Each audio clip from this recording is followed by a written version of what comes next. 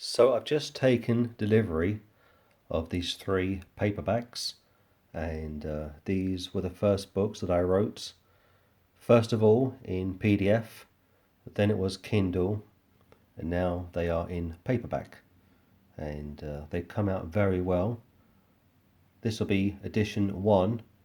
I've made some slight corrections, so if you were to purchase any one of these 3 books this week, you will get edition 2. But by and large, I'm very pleased with the contents of these 3 books. Let's start with the middle one. This is great for street work, getting people saved, and it's dedicated to the King of Kings, Lord of Lords, God of Gods, Saviours of Saviours, Teachers of Teachers, and Master of Masters, the Lord Jesus Christ. Amen indeed.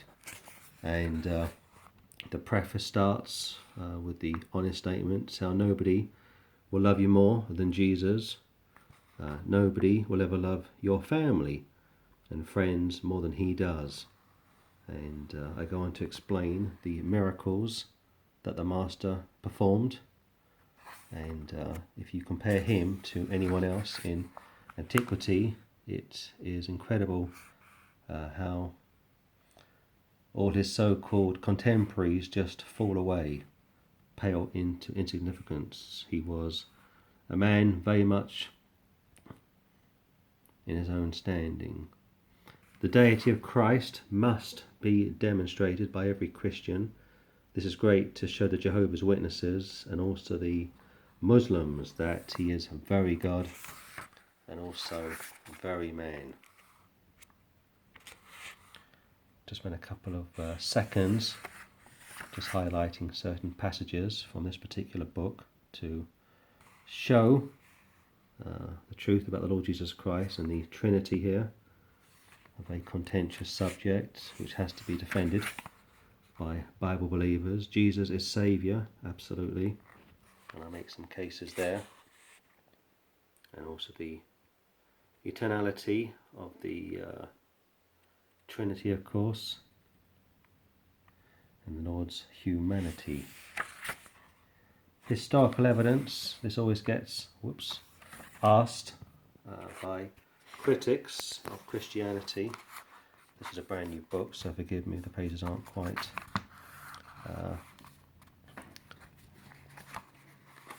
easy to look at. Can evidence be found for Jesus outside of the New Testament? Absolutely.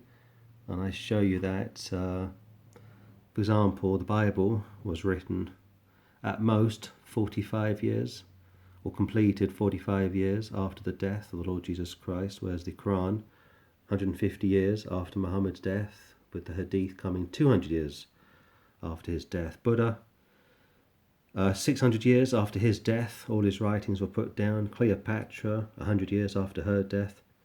The Zoroastrian scriptures, that be an Iranian prophet so-called, 300 years after his death. So you see the difference between Christianity and other so-called famous people is really quite striking. Josephus, I quote him, he was an unbelieving Jew, late 1st century, but a lot of good stuff came from his pen. And Tacitus and Pliny the Younger, also quote him as well. So this is a great book to get and share with people that you think might be interested to read and examine him and to know all about the Lord Jesus Christ. And like I said, this is the first book that I wrote, and now it's available in paperback. Amen.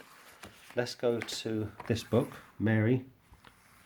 Slightly different design for this one, the Immaculate Conception, Deception, and a lot of good stuff in this book.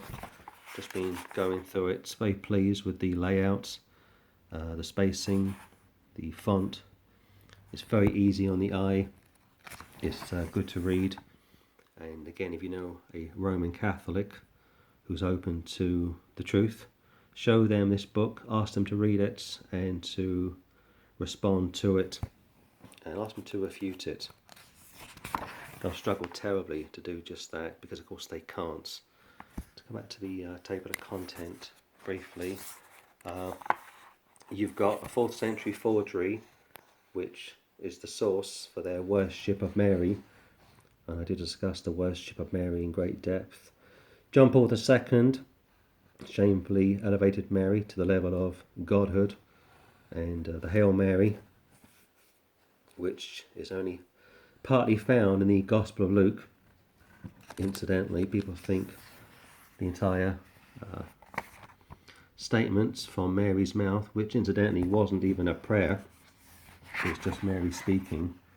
They believe, that's not easy to film and comment at the same time, but they believe that the Hail Mary is a prayer. It's not a prayer. The vast majority of the Hail Mary was penned 1,000 years after the Lord's death, and I go through this in great detail, the problem of this so-called prayer, and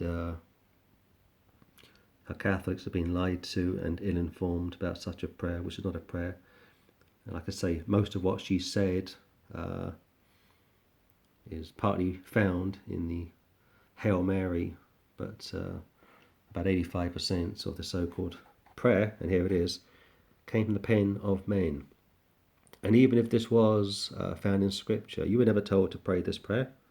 This is Mary speaking to Gabriel, and I go through that in great detail. So that is the second book, and I commend this to any Catholic to read and respond to. Third and final one, the Pope Peter fraud. And yes, it's fraudulent to say that he was a pope when he was not. And the Holy Scripture proves Peter was no pope, and popes and church fathers do not, surprise, surprise, universally agree on Peter being a pope. And I go through this in great detail to try and break down the nonsense of the papacy, and I give quotes as I go through the book concerning their so-called holy fathers, infallible priests and popes and so forth, and it's just nonsense. And here I speak about the elusive Hebrew manuscripts for the New Testament, which they need based on Cephas and a play on words, which I discuss in this book. And I speak somewhat tongue-in-cheek about how elusive they are, as were Iraq's infamous weapons of mass destruction, never found, of course, didn't exist. And here we go through the rock, the stone, what it means, what it doesn't mean, and a lot of good stuff in here, which if you have any Catholic friends and family, get this book posted out to them and ask them to read it. They can probably read it over a coffee and a donut. It takes about 25 minutes to read the entire book, make notes if necessary. And here it's quite interesting how many famous people, including Augustine, had views which are not so commonly held by the average Catholic today. And I think this closes with a quote from a Jesuit priest who got fed up with his church, and he says, sooner or later the historical lie of the papacy must be realised by every educated Roman. So 3 books which have finally arrived in paperback form this week. Very pleased with these 3 books. I'll leave the links in the description box if you wish to purchase these via Amazon. They're cheap and good quality books to read and to inform yourselves on as to what the Catholic Church teach and believe.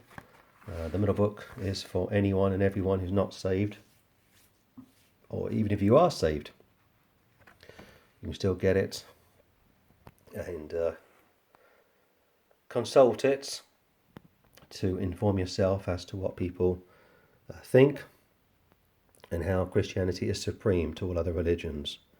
And I commend these 3 books to the body of Christ. In Jesus' name, amen and amen.